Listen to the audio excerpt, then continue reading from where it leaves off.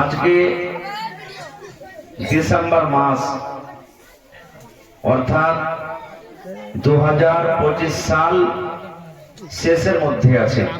27 তারিখ হয়ে গেল নাকি? আর কয়েকটা দিন বেঁচে আছে। তারপরে ইংরেজি মাসের 1 তারিখ থেকে সামনে জানুয়ারি মাসের 1 তারিখ থেকে 2026 সাল শুরু হয়ে যাবে। মোটামুটি কয়দিন আছে আর মধ্যে? ওখানে 4 দিন আছে নাকি? 4 দিন পর এই বছর শেষ হয়ে যাবে।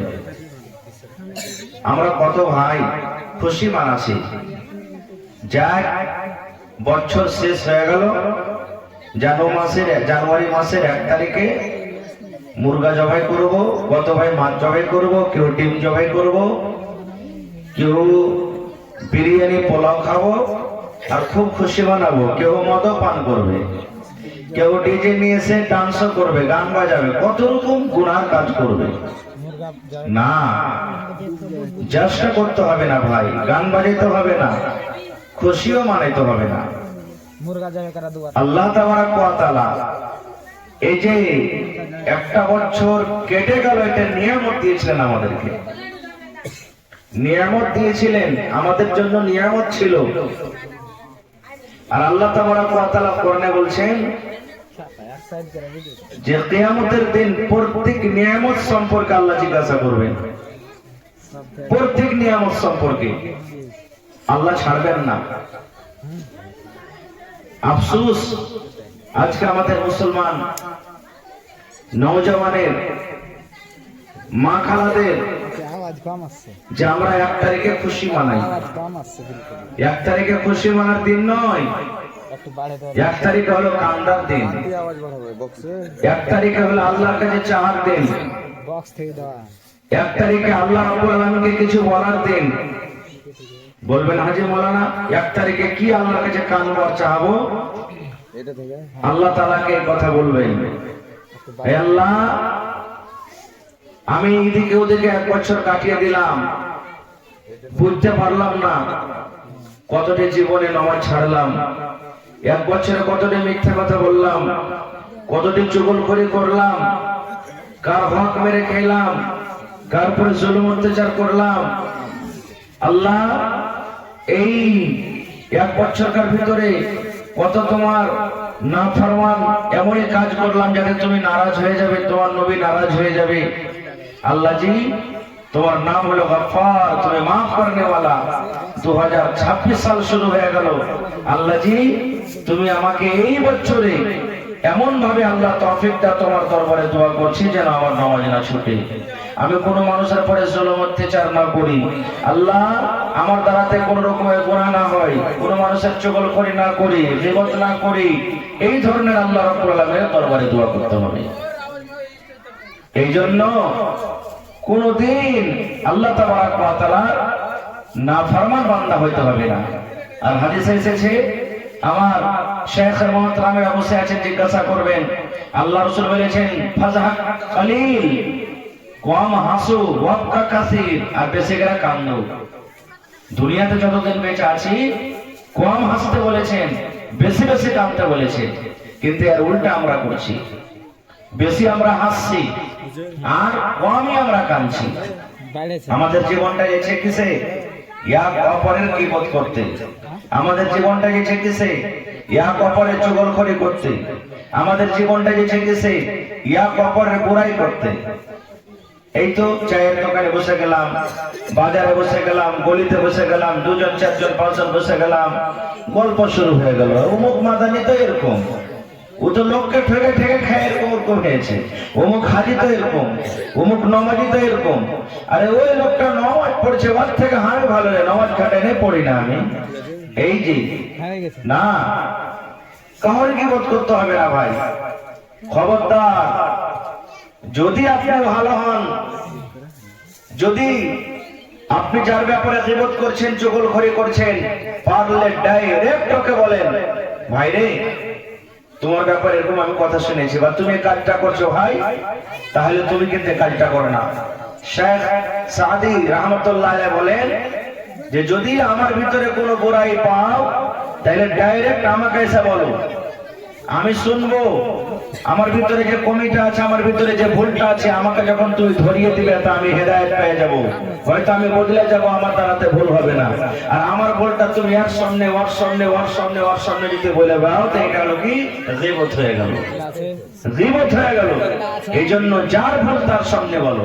কত মা খালা এমন আছে জানেন? সুবহানাল্লাহ, কত মা খালা। তাহলে সব মারা নয়, মা খালা নয়, কত মা খালা। 4জন 5জন বহিনেরা এক জায়গাতে বসে যাবে, 4টা 5টা যা মিলে, এই বাড়ির একটা বউ, ওই বাড়ির একটা বউ, ওই বাড়ির একটা বউ, 3টে 4টে বউ মিলে এক জায়গাতে বসবে। আর যত দুনিয়াতে শাশুড়ি আছে কাউকে ভালো করবে না। হয়েছে না, হয় না? আমার শাশুড়ি এরকম রে বাবু, আমার শাশুড়ি ওরকম, ও বলবে আমার শাশুড়ি এরকম, বউ বলবে আমার শাশুড়ি ওরকম। মানে কথাতে কথাতে সবারই কথা শেষ, এটাই বোঝা গেল শাশুড়ি একটা দুনিয়াতে ভালো নেই। আর যত শাশুড়ি দুনিয়াতে আছে ওরা যখন 5-7 বাড়ি এক জায়গাতে মিলবে তখন কাহারি বউ একটা ভালো নাই। ও কইবে যে হার বহুটা এরকম, ও বলবে আমার এরকম বহু, ও বলবে আমার একটা বহু এরকম। মানে বহু কাহারি ভালো নাই। এই 2 ঘন্টা গল্প করার পরও, গোজব করার পরও, চুগলখড়ি করার পরও শেষের বেলাতে তখন কইবে বহুরে বুবুরে 2 ঘন্টা তো হয়ে গেল, বাড়ির গল্প শেষ হলো না, আর একদিন বসে তখন কহাই করলো। মানে 2 ঘন্টা তো জীবন হয়েছে না, হয় না? ভাই মুসলমান, আল্লাহ তাবারক ওয়া তাআলা জিভে দিয়েছে, মুখ দিয়েছে, এটা আল্লাহর একটা বড় নিয়ামত। এই মুখ দিয়ে গীবত করতে হবে না, চুগলখড়ি করতে হবে না, দুনিয়া ধ্বংস হয়ে যাবে। একটা হাদিসের কথা বলি, সুবহানাল্লাহ, আল্লাহর নবী মুহাম্মদ সাল্লাল্লাহু আলাইহি সাল্লাম একদিন বসে আছেন নবীর পাঞ্জরে। নবীর সবথেকে প্রিয় তো সব বিবি ভালোবাসা। নবীজির কহকে আদর করতে বেশি করেননি। আর উম্মতকে বলেছেন তোমাদের যদি 1 থেকে বেশি কহরে বিবি হয়, 2টা 3টে 4টে হয়, তো রাসূল বলেছেন বরাবর করে হক তালাশ করো, মহব্বত করো, আদর করো, ভালোবাসা দাও। কারণ একটাকে ভালোবাসো আর একটাকে না বাসো, একটাকে ভালো মন্দ খেতে দাও আর একটাকে না দাও, একটাকে সাথে মহব্বত করো আর একটার সাথে না করো, একটাকে ভালো ভালো কাপড় দাও আর একটাকে না দাও, তাহলে কিয়ামতের দিন তোমার কোমর খানে টেঁড়া হয়ে যাবে। আর আল্লাহ তাআলার সামনে কিয়ামতের দিন সব মানুষ দেখবে যে দেখো এই লোকটার 1টা থেকে বেশি স্ত্রী ছিল, একটাকে ভালোবেসেছে, একটাকে বাসেনি, যার কারণে অবস্থা এরকম। দেখো তো নবীজি বসে আছেন, নবীর পাঞ্জরে কে বসে আছে? আরেকজন স্ত্রী মা আয়েশা রাদিয়াল্লাহু তাআলা আনহা গল্প সল্প করছেন। আর নবীজির আর একটা স্ত্রী, ওর নাম হলো সাফিয়া রাদিয়াল্লাহু তাআলা আনহা, নবীর কাছে চলে আসছেন কোন দরকারে। স্বামী যখন নবীজি তার শাওহার, তার হাজবেন্ড, তার স্বামী, কোন বিবি যেতে পারেন কোন দরকার হিসাবে। মা আয়েশা খালি একটু নবীকে ইশারা করে বলছেন, নবীজি হ্যাঁ দেখেন, এই যে আপনার স্ত্রী নাটিকে দেখেন, নাটিকে দেখেন। মানে সাইডে একটু নাটি ছিলেন, খাটো ছিলেন, কে? সাফিয়া রাদিয়াল্লাহু তাআলা আনহা। তো মা আয়েশা শুধু এই কথাটা বলছেন, নবীজি দেখেন আপনার স্ত্রীকে দেখেন না, এই নাটিকে দেখেন, ইশারা করে শুধু বলছেন। আজকে আমরা কথাতে কথাতে বলি না, যদি কোনো মানুষ একটু লম্বা হয়, হ্যাঁ লম্বু ভাই শুনো, যারা নাটি একটু হ্যাঁ নাটি নাটি বাটি এরকম ভাবে ব্যবহার করে আমরা কথা বলি। কোন মানুষকে যদি ল্যাংড়া হয়, পেকে লাগাতে ডাইরেক্ট করবে ল্যাংড়া, বুঝলিবে, কানাকে কানা বলে দেবো না, এগুলা বলতে হবে না। যার ভিতরে যেটা আইব আছে, আইব বলতে মানে আসলে আছে, যেমন ল্যাংড়া, কানা, চোর, হ্যাঁ এই ধরনের যদি ডাইরেক্ট ওকে বলেন তো খারাপ মনে করবে, ওকে কষ্ট পাবে, তো ভাষা দিয়ে তাকে ডাকতে হবে না। তো নাবিজির সামনে শুধু বললে, নাবিজি দেখেন আপনার স্ত্রী সাফিয়াকে দেখেন, নাতিকে দেখেন আপনার কাছে চলে আসছে। শুধু এই কথাটা বলা মাত্র নাবিজির চোখ, আপনার বেদনার দানা দেখেছেন, দানার মতো লাল হয়ে গেল, রাগে লাল হয়ে গেল। আপনারা বলবেন এই কথাটা দেখেন লাল হওয়ার কথা কি? নবীজি কি বলছেন জানেন? এত পিয়ারি বিবি, সুবহানাল্লাহ। সে বিবিকে বলছেন, আয়েশা তুমি একটা লোককে নাটি বলেছো, তুমি একটা লোককে পাঠি বলেছো রে আয়েশা। নাটি এবং পাঠি কথাটা আল্লাহ রাব্বুল আলামিনের দরবারে এত খারাপ, পাঠি এবং নাটি কথাটা আল্লাহকে এত অপছন্দ, আল্লাহ রাব্বুল আলামিনের দরবারে এত খারাপ। আয়েশা রে, যারা নাটি ওরাও আল্লাহর তৈরি, যারা লম্বা ওরাও আল্লাহর তৈরি, যারা মোটা ওরাও আল্লাহর তৈরি, যারা পাতলা ওরাও আল্লাহর তৈরি, যারা ধলো ওরাও আল্লাহর তৈরি, যারা কালো ওরাও আল্লাহর তৈরি। আয়েশা রে, তুমি একটা লোককে নাটা এবং পাঠা বলেছ রে বিবি, এই কথাটা আল্লাহর কাছে এত খারাপ, এত খারাপ। কথাটাকে ধরে যদি তুমি সমুদ্রে ছেড়ে দাও, এই নাটা কথাটাকে ধরে যদি একটা তুমি নদীতে ছেড়ে দাও, পুকুরে ছেড়ে দাও, আয়েশা এই কথাটা আল্লাহর কাছে এত খারাপ, এত খারাপ। কথাটাকে ধরে যদি একটা সমুদ্রে ছেড়ে দাও, গোটা সমুদ্রের পানি দুর্গন্ধ হয়ে যাবে রে আয়েশা। দুর্গন্ধর কারণে ওই সমুদ্রের পানি পান করা যাবে না। সুবহানাল্লাহ, হাদিসের কথা। আয়েশা, সমুদ্রের পানি পান করা যাবে না, এত দুর্গন্ধ হবে পানিতে। বলার উদ্দেশ্য নবী রেখে দিয়েছেন যে কত খারাপ। আর আজকে যে আমরা রাত দিন এক অপরের যে আমরা গীবত করছি, তাহলে অবস্থা কি হবে কিয়ামতের দিন? জানতে পারছেন ভাই? আল্লাহর নবী মুহাম্মদ সাল্লাল্লাহু আলাইহি সাল্লাম রাস্তাতে একদিন হেঁটে চলেছেন, মানে সওয়ারির উপরে, সওয়ারি হয়ে গাধা হোক কিংবা ঘোড়া হোক, সওয়ারির পরে সওয়ারি হয়ে চলেছেন। সাহাবায়ে কেরাম সাথে আছেন, ভালো করে শুনবেন মায়েরা খালারা, আপনারাও, আপনাদের দ্বারা দ্বারা সেই গুনাহটা হয়েছে। তাও চলেছেন, হাঁটছেন হাঁটছেন, হঠাৎ করে সওয়ারি ঝিড়কে গেল। ঝিড়কে বোঝেন তো আপনারা? মনে ফেলে দিলে নবীজিকে, এরকম ঝিড়কে গেল। নবীজি নামলেন, নামার পর দেখছে ওখানে কয়েকটা কবর আছে। কি আছে? কবর আছে। সাহাবায়ে কেরামকে বলছেন, হাগো এই কবরগুলোকে তোমরা জানো? বলছে, জি নবীজি জানি। এবার নবীজিকে বলছেন, দেখেন এ আমার সাহাবীরা, আমার সওয়ারি ঝিড়কে গেল, তোমরা কি জানো কি কারণে ঝিড়কিল? বলছেন, না নবীজি আমরা জানি না। নবী আমার বললেন, এই কবরের ভিতরে আযাব হয়, কবরের ভিতরে শাস্তি হয়। আর যারা জীব জানতো ওরা কবর আযাব জানতে পারে, আল্লাহ রাব্বুল আলামিন তারাকে জানান এবং শোনান। মানুষ এবং জিন ছাড়া, মানুষ এবং জিন কবরের আযাব কিন্তু শুনতে পাই না। নবী আমার বলেন, কবরের ভিতরে তাকে এমন ভাবে শাস্তি হয়, হাওমাও করে চিৎকার করে। আমি যদি আল্লাহকে বলি, রব্বুল আলামিন তুমি আমার সাহাবীরাকে তুমি কবর আযাবটা তুমি শুনিয়ে দাও, আল্লাহ দরবারে যদি আমি দোয়া করি, হয়তো আল্লাহ রাব্বুল আলামিন তোমাদেরকে শুনিয়ে দেবে, তোমরা কবর আযাব জানতে পারবে। কিন্তু আমি এরকম দোয়া করব না। কেন করব না? এর জন্য করব না, যদি তোমরা কবর আযাবের ব্যাপারে তোমরা জেনে নাও, যদি কবর আযাব তোমরা শুনে নাও, তাহলে ডরের কারণে, ভয়ের কারণে তোমরা মানুষকে দফন করবে না, মানুষকে তোমরা দফন করবে না। সাহাবায়ে কেরাম বলছেন, নবীজি গুনাহগালা কি করতো কেনা? কোন গুনার কারণে একে কবরে আযাব হয়?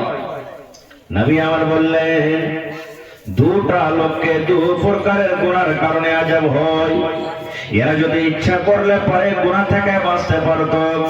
গুনাহ দুটা হলো বড় রে, গুনাহ দুটা বড়, পাপ দুটা বড়, কিন্তু গুনাহ থেকে বাঁচাটা হলো খুব সহজ। আল্লাহ নবী বলেছেন, এক নম্বর গুনাহ, এক নম্বর পাপ, এই লোকটা যে কবরের ভিতরে আযাব হয়, এই পেশাবের ছিটা থেকে বাঁচত না। এক নম্বর গুনাহ পেশাবের ছিটা থেকে বাঁচত না। পেশাব যখন করত, ছিটে ছিটে ছিটে ছিটে পায়ে পড়ে যেত, জুতাতে পড়ে যেত, পায়জামা লুঙ্গিতে পড়ে যেত, এই পেশাবের ছিটে থেকে বাঁচত না। আর দুই নম্বর গুনাহ নবী বলেছেন, এই যে কবরের ভিতরে আরেকজনের আযাব হয়, কি গীবত করত, বেশি বেশি করে চগলখড়ি করত, গীবত করত। তাইলে দেখেন দুটা কত বড় পাপ। কত ভাই এমন আছেন পেশাব করবে পানি নেবে না, মতলবের ভিতরে আছে না রে ভাই? মনে করবে নামাজ পড়ি না তো পানি লেগে কি করবো? আরে ভাই নামাজ পড়েন না তো একটা গুনাহ হলো, পানি নিলেন না তো আরেকটা গুনাহ হয়ে গেল। কম করে একটা গুনাহ করলেন, একটা তো নেকিও করেন, কমসে কম একটা গুনাহ থেকে বাঁচেন। আরে পানি কিনতে কি আপনাকে টাকা লাগছে? আল্লাহ তো নিয়ামত দিয়েছে পানি, পানিটা নিয়ে যদি আপনি পেশাব করেন তো কি অসুবিধা হয়ে গেল? এই জন্য পানি নিয়ে পেশাব করবেন। পানি যদি না পান, এমন জায়গাতে চলে গেছেন পানি পান না, তো ঢেল তো আছে, ঢেল ইস্তেমাল করেন, সুখা ঢেল ইস্তেমাল করেন। কত আল্লাহ আসান করেছেন, কত ছুট দিয়েছেন। মুসা নবীর জামানাতে আল্লাহ কত কড়া করে সরিয়ে দিয়েছিলেন জানেন? যদি পেশাব করতে যায় কোনো জায়গাতে পেশাব লাগতো তো জায়গাটাকে চামড়াখাটাকে কেটে ছিঁড়ে ফেলতে হতো।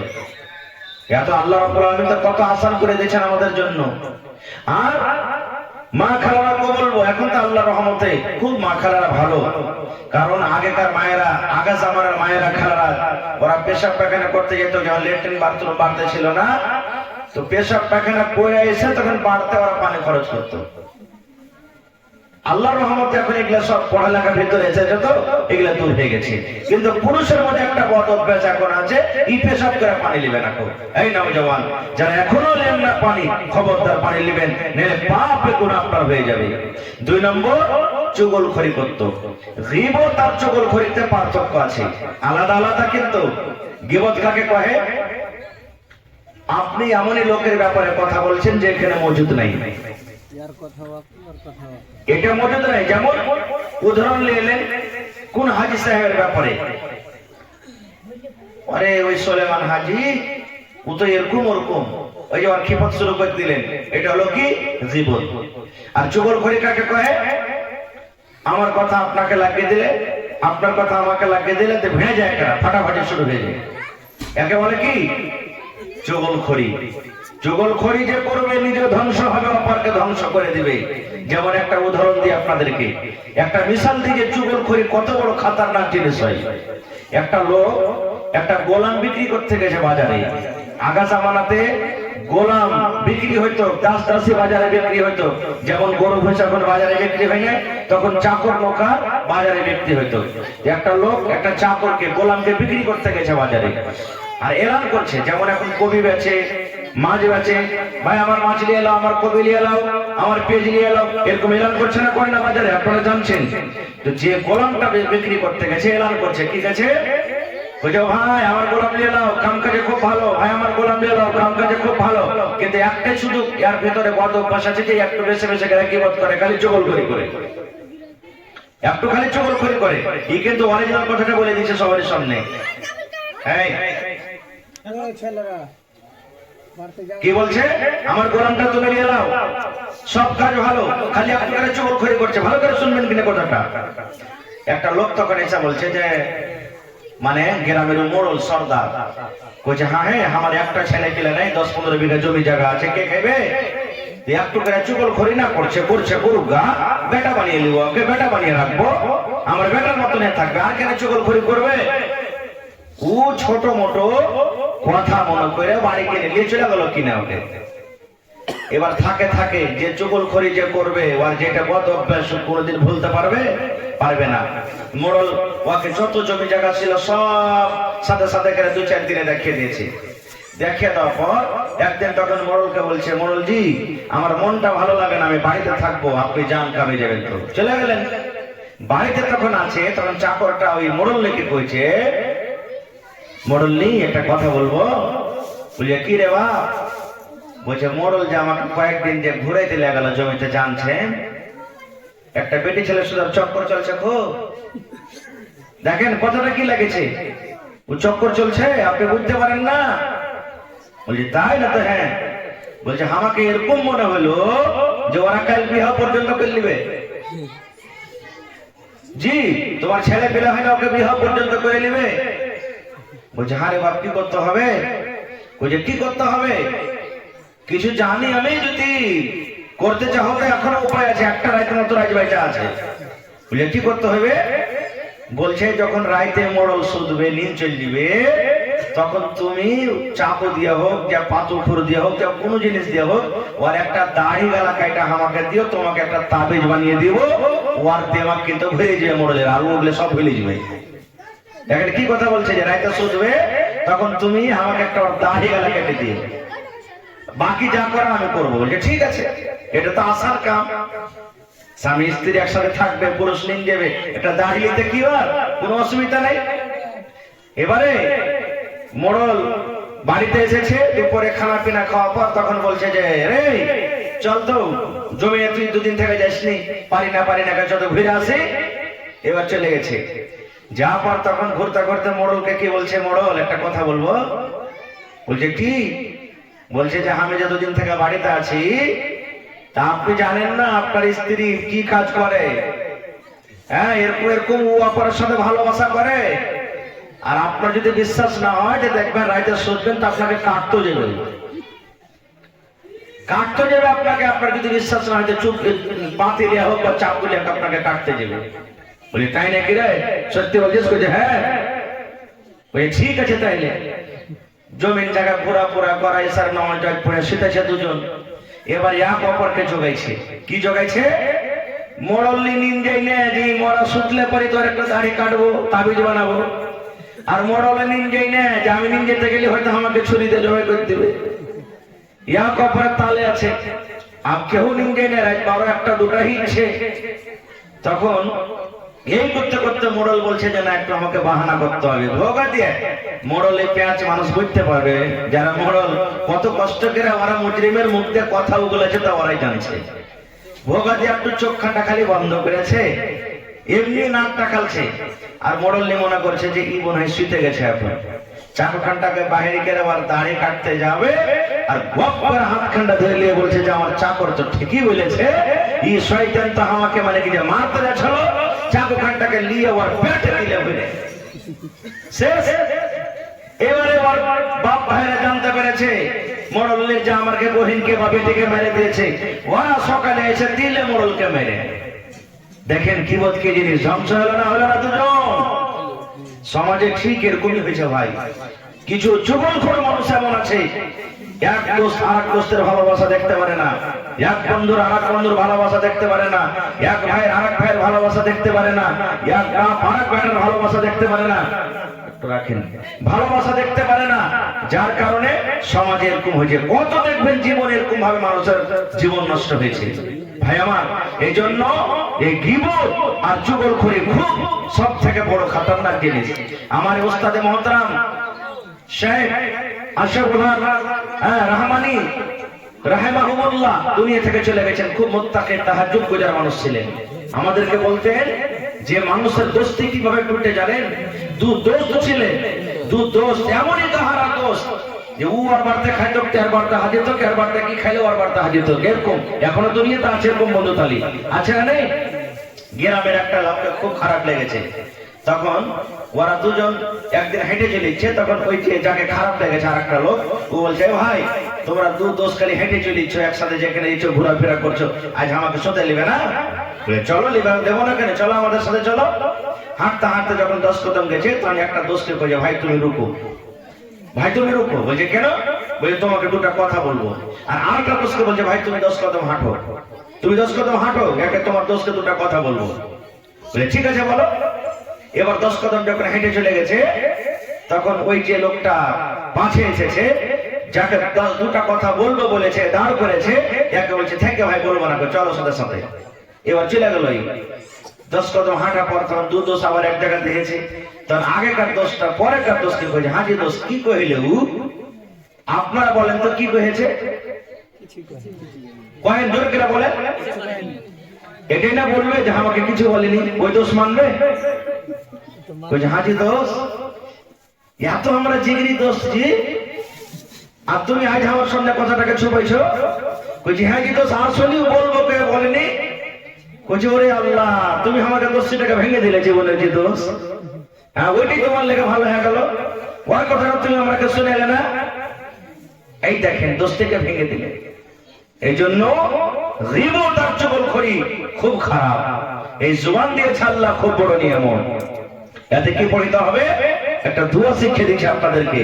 এই যে 2026 সাল শেষ হয়, আপনাকে দোয়া দিচ্ছি, এই দোয়াটা পড়েন আপনারা।